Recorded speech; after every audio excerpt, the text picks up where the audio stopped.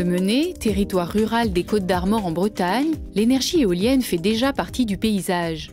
À Bel-Air, un ensemble de 7 machines marque déjà la ligne de crête avec élégance. Pourtant, entre Saint-Gouénot et Saint-Jacques-du-Mené, un nouveau parc va bientôt sortir de terre et améliorer encore l'indépendance énergétique du territoire. Ce projet a la particularité d'associer les citoyens au capital à hauteur de 30%. Pour cela, des clubs d'investisseurs portant le nom de Cigale sont en cours de création. Tout citoyen peut y rentrer en faisant acte de candidature, auprès d'un groupe qui va être constitué sur l'une des communes du territoire du Mené. À la fin du processus de recrutement des cigales, l'objectif est de regrouper environ 120 personnes, donc constituées entre 6 à 7 cigales, chaque cigalier apportant en moyenne l'équivalent de 3 à 4 000 euros.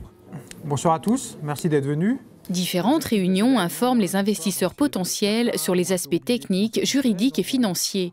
Une étape indispensable pour leur permettre de se positionner. Les questions sont des fois assez basiques. Il s'agit un petit peu de comprendre pourquoi est-ce qu'il faut prévoir un pacte d'actionnaires entre un actionnaire majoritaire et un actionnaire minoritaire. Ça nous paraissait en tout cas extrêmement important de permettre aux gens de s'approprier ces sujets pour qu'ils puissent se déterminer en connaissance de cause sur leur engagement au sein de ce projet.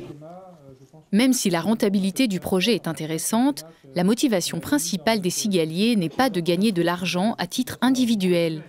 Ils souhaitent plutôt le réinvestir sur le territoire. Ce qui nous intéressait, c'était de participer à des énergies renouvelables et d'investir dans du local. Les retombées financières ne vont pas changer notre vie. Pour un investissement de 1 000 €, on va avoir à peu près 150 € par an. Donc c'est pas pour ça qu'on le fait, C'est vraiment pour avoir un investissement dans du local. Sur Plessala, on a déjà du commerce qui est bien présent, qui se développe. Donc continuer par l'énergie, c'est logique.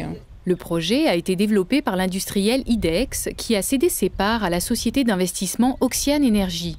Sa démarche d'ouvrir le capital aux citoyens est rare dans le monde de l'éolien.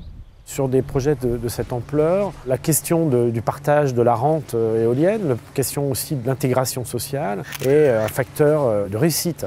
Aujourd'hui, on voit bien qu'un parc éolien, c'est essentiellement des problématiques d'intégration sociale. C'est assez rarement des problématiques techniques. Pour un groupe comme IDEX, qui n'est pas un investisseur, c'est avant tout un exploitant, ouvrir le capital, c'est la même chose pour Oxiane, ce sont des entreprises familiales. C'est une façon aussi de réduire la part d'endettement. L'investissement éolien participatif exige des dossiers complexes et les banques sont souvent réticentes à financer ces projets.